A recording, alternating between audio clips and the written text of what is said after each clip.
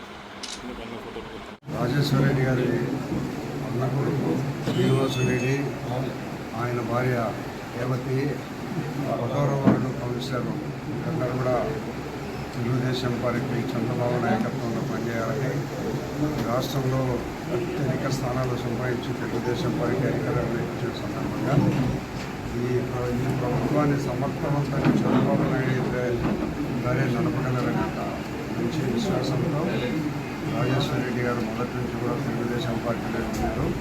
మరి గత ఎన్నికల్లో ఇక్కడ వైఎస్ఆర్సీపీ పార్టీగా అభ్యర్థిగా పోటీ చేసి గెలిచిన కౌన్సిలర్లు, వాళ్ళ భర్త, వాళ్ళ కుటుంబ సభ్యులు అందరూ ఈరోజు తెలుగుదేశం పార్టీలో చేయడానికి మనస్ఫూర్తిగా స్వాగతిస్తూ వారికి పార్టీలోకి ఆహ్వానం జరుగుతున్నాం.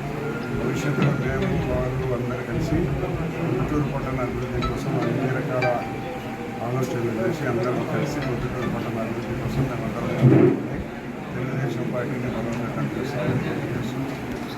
మున్సిపల్ ఎలక్షన్లు జరిగి దాదాపు 3.5 సంవత్సరం అవుతాన్నా కూడా వీళ్ళు కౌన్సిలర్గా ఉన్నప్పటికీ కూడా వీళ్ళకి ఎక్కడనే కానీ ఏ పవర్ అనేది లేకుండా ప్రతి ఒక్కటి రాచమల్లు ప్రసాద్ రెడ్డి కానీ వాళ్ళ బావమరిది కానీ వాళ్ళ పెత్తనం తీసుకొని అక్కడ ఏ డెవలప్మెంటే కానీ ఏ వార్డుకు ఏం కావాలన్నా కూడా వీళ్ళ ఇష్టానుసారం లేకుండా వాళ్ళు ఇక్కడ చేసుకోవాలంటే అక్కడ చేసుకుంటూ, అది కూడా ఈ ప్రధాన అనేటప్పుడు కానీ ఎప్పుడైనా కూడా ఏ వార్డులో వర్కులు ఆ వార్డు కౌన్సిలర్లకు అప్పగించేవాళ్ళు, ఆ వార్డు కౌన్సిలర్ చేసుకునేవాళ్ళు, లేదా ఆ వార్డు కౌన్సిలర్ తనకు ఇష్టం వచ్చిన వ్యక్తితో పనిచేయించేవాళ్ళు. కాకపోతే అలాంటి సిస్టమే లేకుండా కొత్త సిస్టాన్ని తెచ్చారు.